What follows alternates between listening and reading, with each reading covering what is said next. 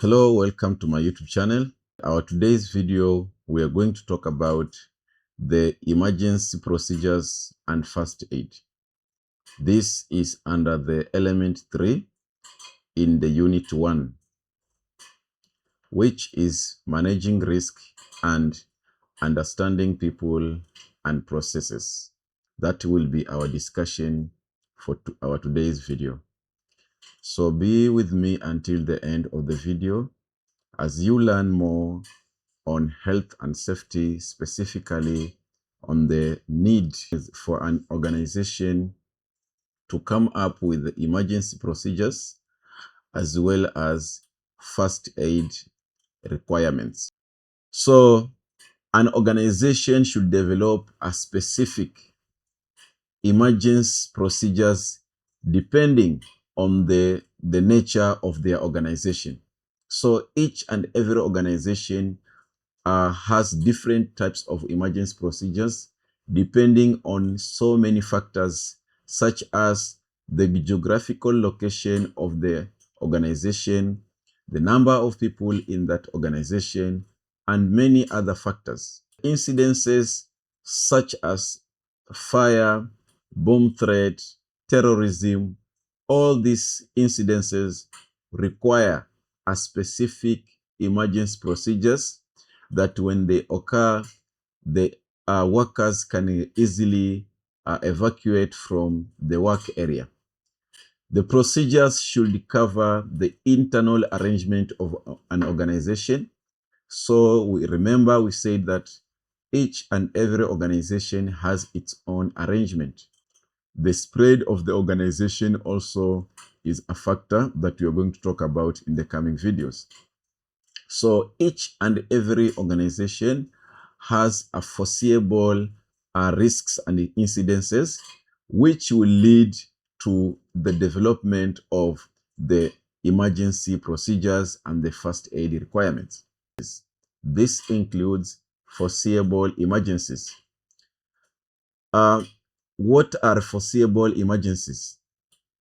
When you are establishing or when you start an organization or a business, you will the nature of your organization can determine what kind of emergencies can arise in your workplace. If you establish or if you start a business near the ocean or near the beach, then you should consider the foreseeable emergencies such as tsunami, and this will determine how you are going to come up with the emergency procedures.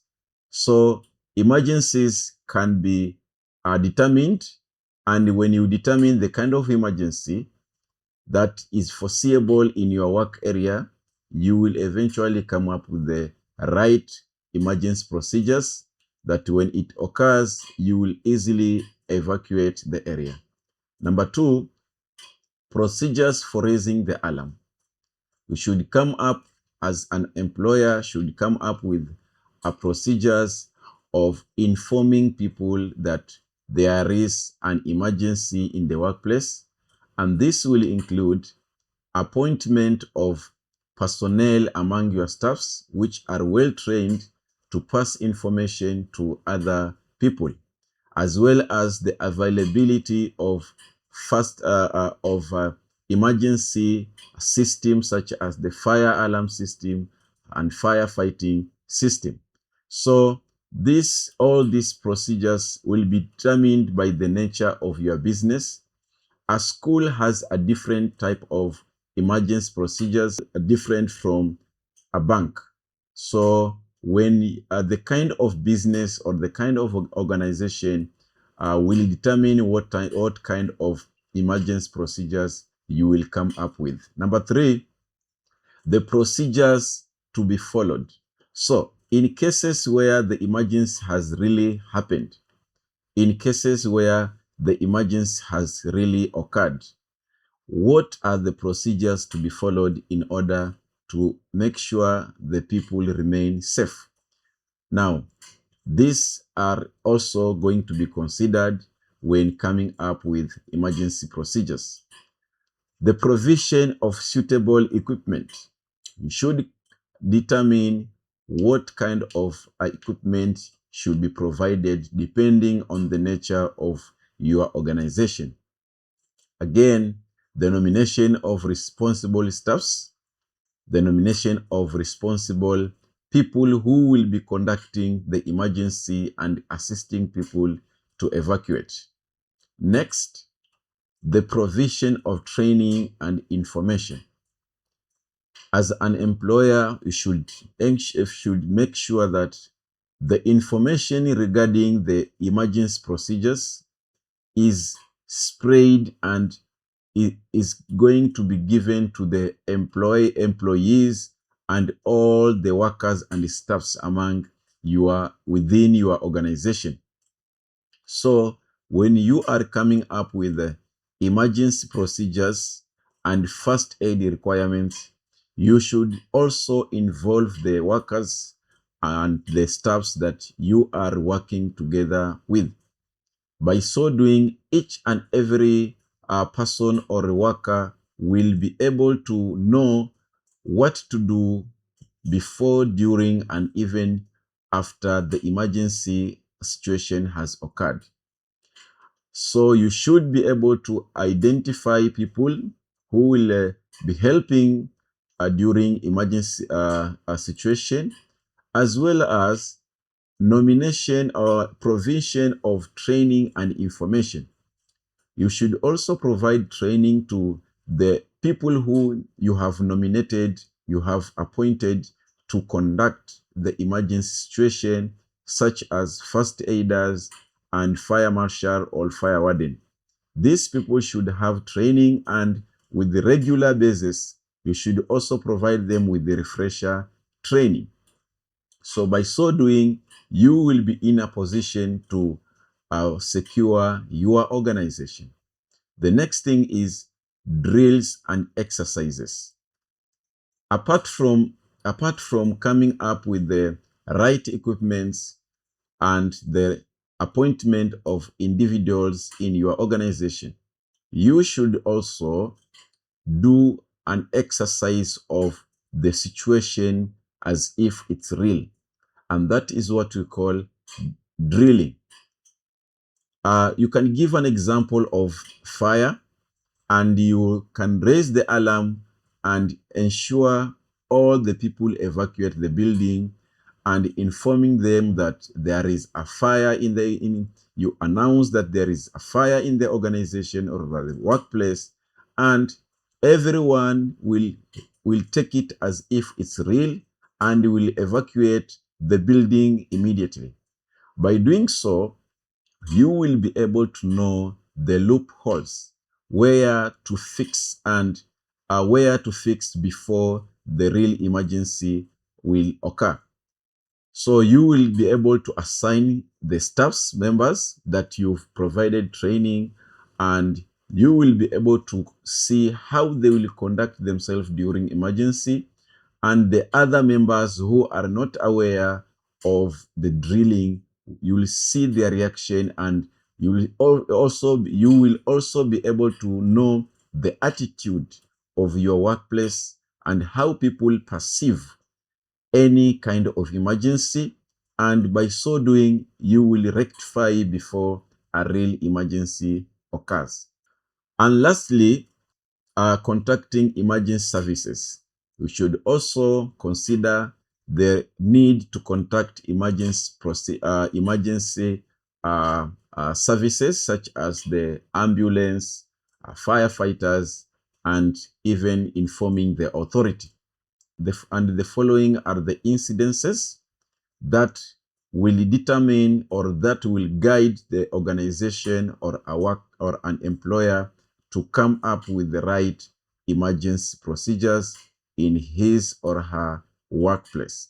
Number one, the bomb threat. If your geographical location if the geographical location of your company or an organization or your house where you are living is where there is a threat of bombs, then you will be able to come up with an emergency procedure considering the bomb threat and how people can remain safe even with the situation where there is a bomb threat. Number two, there is also fire. Fire is almost a general incident that can be foreseeable in any organization or any workplace.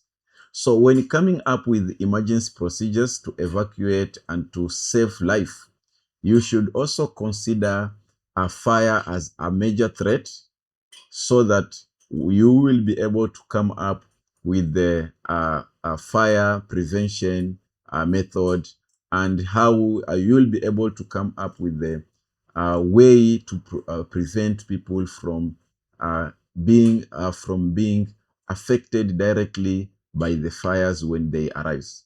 Number three, spillage of hazardous chemicals.